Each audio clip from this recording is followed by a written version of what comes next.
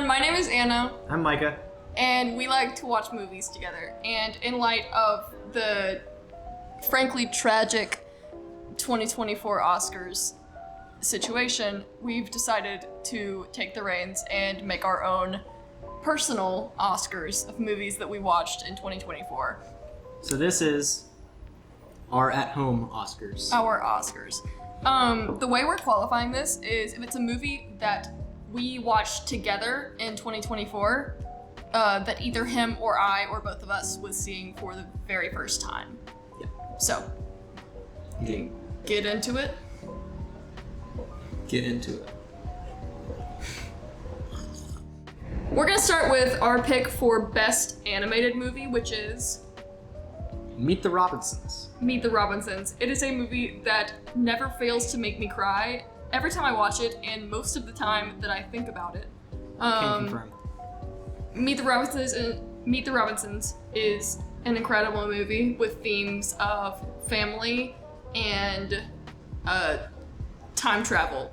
It also has a kid who invents stupid things, which I empathize with a lot. Yeah, so Meet the Robinsons, 11 out of 10.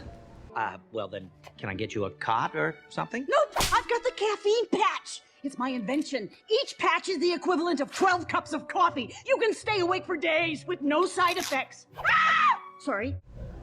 For best costumes and makeup, we nominated the Batman. We love the Batman. The general aesthetic of it is incredible. And the costumes and makeup are just like top tier. They make the whole thing so much better. Yeah. It's the least superhero-y Batman we've ever seen, but it's also the most realistic Batman we've ever seen on screen. And I think it's a really interesting take. It's really gritty. The world is very like tangible, and it's made so largely in part due to the costumes and makeup.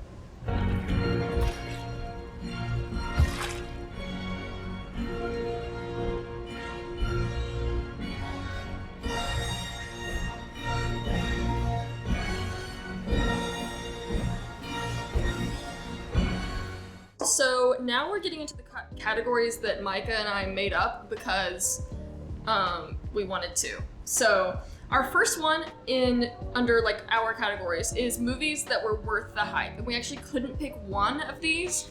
So we picked two movies that are incredibly hyped up, but we liked that much. So we'll start with number one, which is The Godfather. That's really basic, but it was incredible. It was really actually that good. You should watch The Godfather. It's really good. Mm-hmm. It has some of the most interesting world building, I think, which is unusual to say about a movie that's not fantasy or sci-fi or whatever, but the way seriously that the world is built is incredible. Yeah, for sure. You don't offer friendship. You don't even think to call me Godfather. Instead, you come into my house on the day my daughter's to be married and you ask me to do murder. Money. Our second pick for Worth the Hype is How to Train Your Dragon. He recommended this movie and we watched it together and it was incredible. I was told that the music was great and it really actually is. It's a really just emotional, good movie about a boy and his father and his dragon. And what else does a boy need? His dragon.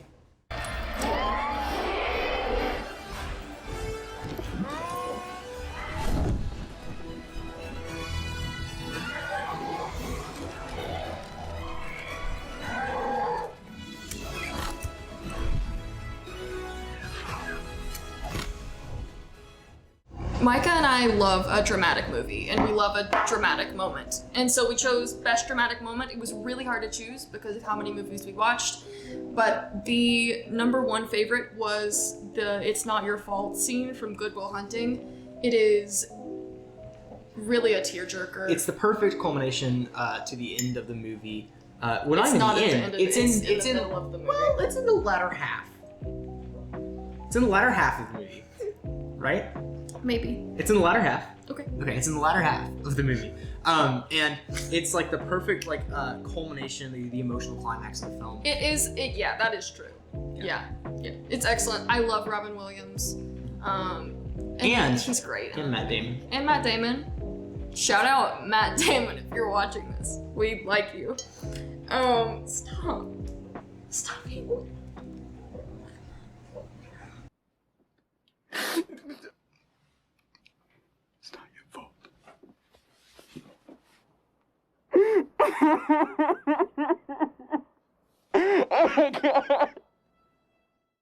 We are not big horror fans, but we allocated this category basically just for this movie, which is that we wanted to give the best plot twist to Get Out, which we both watched for the first time close to the end of 2024. And we're terrified. We're also obsessed with it though, both of us.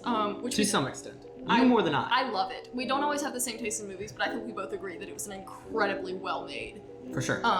movie with And almost awesome plot twist. And almost more along the lines of thriller, more than horror, until the last It's a thriller until 20 the end. minutes or Yeah. 10, 15 Yeah, minutes. yeah, for sure.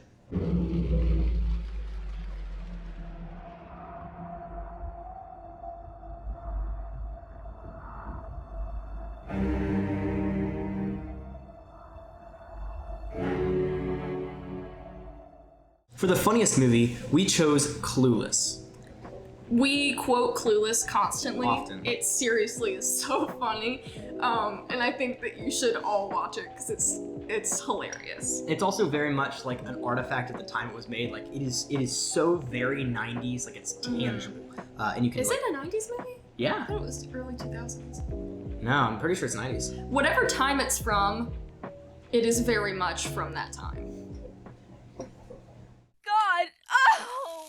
Why did Cause you I'm do this keeping to it your real. head? Cause I'm keeping it real. Cause What? I'm keeping it. Cause I'm Chef, keeping look, it real. Look what he's done to his head. Can you believe this? Look at Lawrence's head. Alright? It's the bomb. You know what I'm saying? You look good. As will you. The most awe-inspiring we have is Interstellar, which I had seen before 2024, but Anna had not seen before 2024. We love Interstellar. We're both. He's a huge Christopher Nolan fan, and Interstellar really is incredible. And with the work of Hans Zimmer, like it really is just taken to the next level.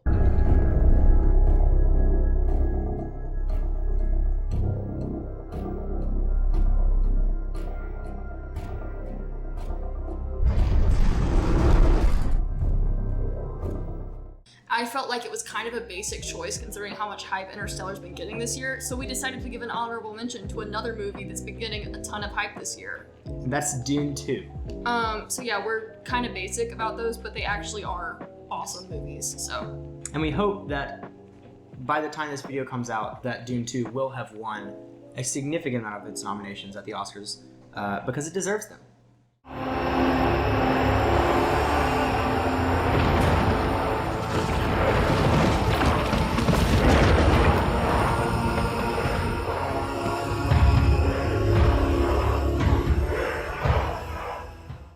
For the saddest movie, we picked Shawshank Redemption. Which is generally a tragic movie. There's several plot points that like honestly keep me up at night. I think that it's worth it, but it's a movie that I have a hard time rewatching. I'm a little bit sensitive, so that's probably why I know a lot of people love it. But it is a very sad movie. It's definitely a hard awesome. watch. It's awesome. It's just a hard watch. But very worth the watch. An excellent film, for sure.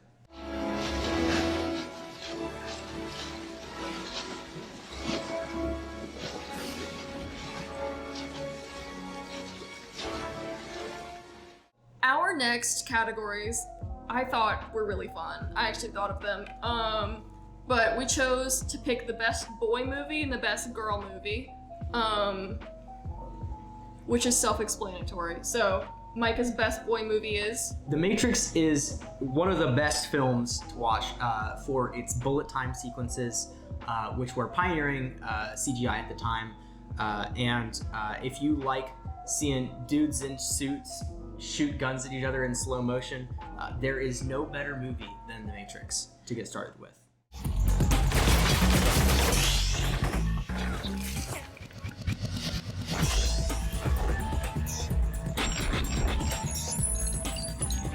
For the best girl movie, I actually couldn't choose. So the best one is 10 Things I Hate About You, which is an incredible movie, really hyped up, but We should add that I had not seen that. he had before not this year. seen it previously to this year, so it does qualify. How did you get her to do it? Do what? Act like a human.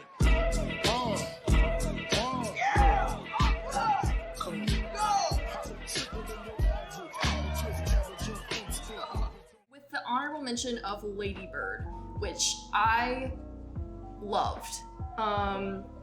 I think that it's really incredible. I love movies that have strong themes of like of family, and Lady Bird, the way it plays out the relationship between her and her mother is really unlike anything I'd ever seen before. So both of those are incredible movies. For sure. Tuition, Christine. My name is Lady Bird. Well, actually, it's not, and it's ridiculous. Call me because her Lady name Bird is like Christine. you said you would. You should just go to City College. You know, with your work ethic, just go to City College and then to jail, and then back to City College, and then maybe you'd learn to pull yourself up and not expect everybody to do everything. For the next segment, me and Anna both chose our favorite character from the movies that we watched this year. And we did this because the Oscars do Best Actor and Best Actress, but we decided to be a little more unique than that and go more specifically to the characters themselves, regardless of the actors portraying them. My favorite character of this whole year was Cher from Clueless. I think she's so funny. And she is. Honestly, I love her hair, and I think she's great. No notes. All right, now, get down on the ground. Face down. Come on. Oh no, you don't understand. This is an Alaya. And a what? It's like a totally important designer. And I will totally shoot you in the head. My favorite character is a little niche. It is David, the lead from War Games, the 1980s movie about a kid who accidentally hacks into the Department of Defense's nuclear system, and yeah, he accidentally messes around in there with consequences. But it's a really good movie. But he's just he's well-written character And relatable for you. And relatable for me as a programmer. Just a guy who likes computers. Just a guy who likes computers, and he has a lot of them in his room, which I also have a lot of them in my room. So I can appreciate that. What are you doing? Dialing into the school's computer.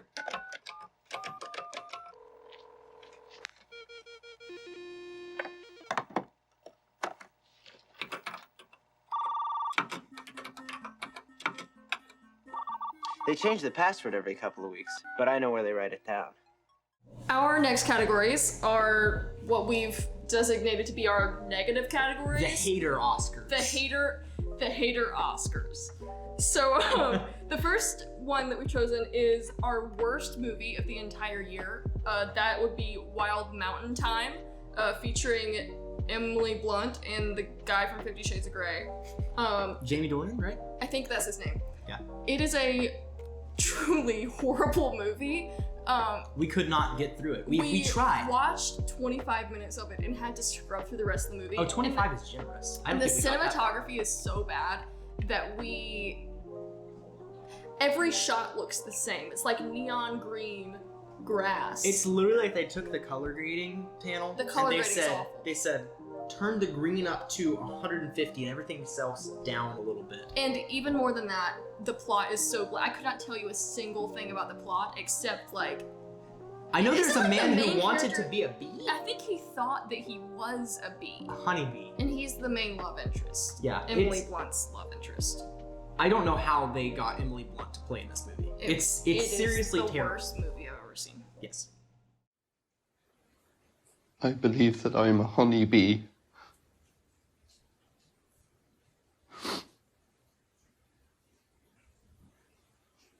Say that again. Our next category is worst character, and it was kind of hard for us to choose, just because we get annoyed. In movies. And me more than you. Yes. I will be like physically angry at the characters on screen. That being said, this one really stood out. And our choice was Sam from The Perks of Being a Wallflower. I've only seen that movie once. I've only seen this movie once. It was kind of a hard watch. I'd be willing to give it another watch, but Sam truly drove me up the wall. It would, yeah. It was bad. I don't have any strong feelings about Emma Watson, but that character really killed me. Yeah, painful to watch. Rather than, hey Sam. Question: could the bathrooms here be more disgusting? Yes, they call it the men's room. Oh, so I finally got hold of Bob. Party tonight? Our next category is the most overrated movie, which is a movie that got a lot of hype or that we heard a lot of good things about, and then turned out to be not that great.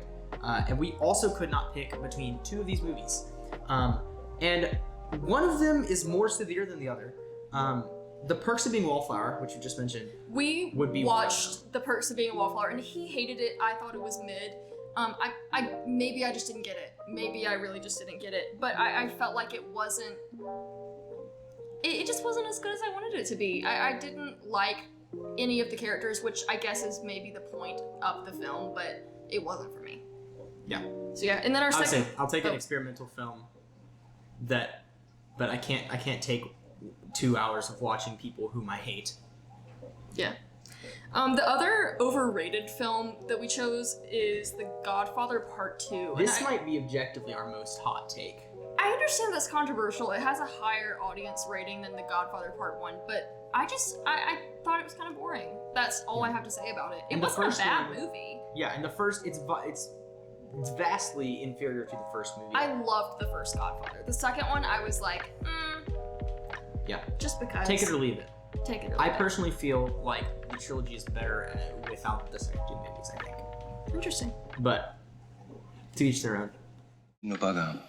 Tu li canusci alla mississoi, veramente bestia. Riescono chi fanucci aveva permesso di maranzarla in persona per travagliare in sto quartiere. E gli un giudo Galici. Lei mi pagare $100 l'uno e basta. Our next category is the weirdest movie that we watched all year. This one had both of us kind of like... Yikes. Like, yikes. And that is Grease. We watched Grease in preparation for a skit that we were writing, and it was a hard watch. Yes, it was. I mean... Not what I expected, I guess maybe I understand the cultural impact, but like... I don't know. Yeah. I shouldn't like it. Yeah, it was weird. It was a hard watch. Yep, for sure. Hey, Silko, I got a surprise for you. Oh, yeah? Yeah. Sandy! Teddy! What are you doing here? I thought you were going back to Australia. We had a change of plans. Our last pick for our negative category is the most mid movie that we watched all year. And that Not is... bad, not good. Not bad, not good, just mid. And that is The Ballad of Songbirds and Snakes, the new addition to the Hunger Games series. Do you have anything to say about that? I don't know. I haven't. This is grounds for punishment, but I haven't seen the Hunger Games series, but I have seen The Ballad of Songbirds and Snakes, which, as far as I understand, is a prequel to the Hunger Games. I don't think you series. have to have seen Hunger Games to watch it, though. Yes, this is true. But I cannot. I'm just gonna say I cannot compare it to any of the Hunger Games movies. You have seen these, so I've just seen the second one. Oh, okay. All right. I mean, it kind of dragged, I guess. It was a movie. It was a good movie, I guess.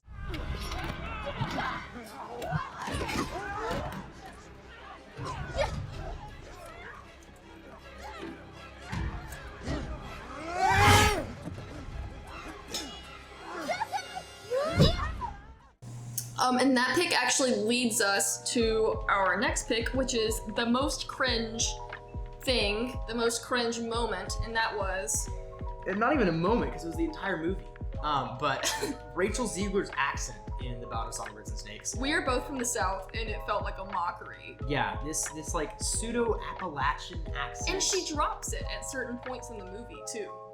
Yeah, and like anytime when she's singing, it's dropped too. It was not it's rough, man. It was not it. It makes that, for me, that was what made the movie mid. Like it would have been like a slightly above mid movie for me if it was not for Rachel Ziegler's accent there. I just can't handle it. It's so annoying. Well, and not to get political on you, but the given what Rachel Ziegler has said about people who are not like her, people who live in the South, people who might have different political affiliations than her, using that Southern accent as an aesthetic in the movie felt mean.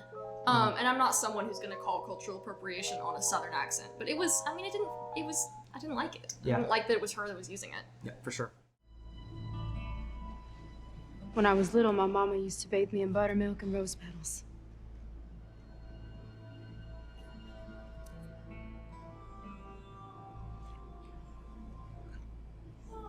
Tastes like bedtime. Our last two categories are kind of miscellaneous because they don't really fit in anywhere else. And the first one of those is the so bad it's good category, which is a movie that objectively is terrible. But I loved it. I loved this movie. I thought it was actually so bad it was good. And that would go to Batman Forever, which features Val Kilmer as Batman, Nicole Kidman as some hot lady, and Jim Carrey as the Riddler. It's truly entertaining. I've never seen a Dutch angle used and abused to the So point frequently. that it was. In Like, that I feel movie. like every other shot in that movie is a Dutch angle, It's like, and it's. I see you like a camera. How would you like that tilted? Yeah, but I mean, I liked it.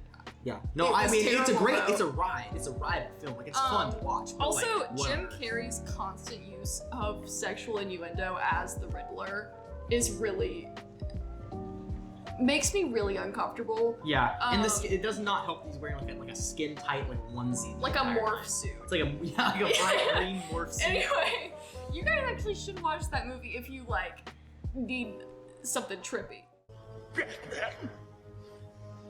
Batman, you say? Coming for you. I'm counting on it.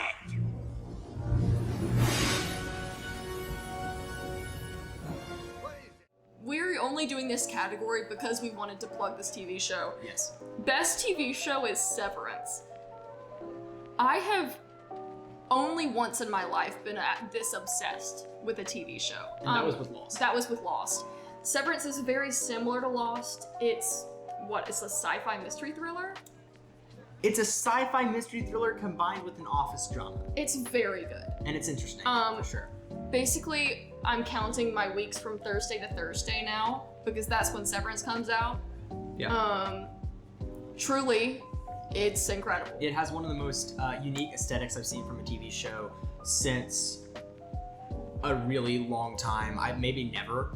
It's a really cool, like, mid-century aesthetic, and the cinematography is incredible. The cinematography is really good. Some of the best character writing I've ever seen. For sure. I can't say enough good things about Severance. The editing as well. Editing and soundtrack. The soundtrack, the main theme being this like really cool intricate piano melody. The editing, the use of glitch effects. The intro title sequence. The title sequence is incredible. Even really good.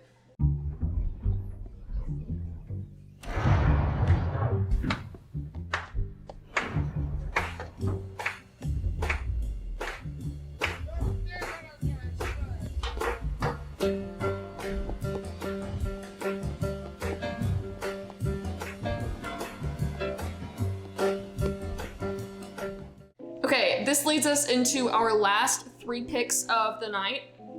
And those are Best Picture, my favorite, and Micah's favorite. So for our Best Picture, we chose Good Will Hunting. Which is just an all-around really good movie.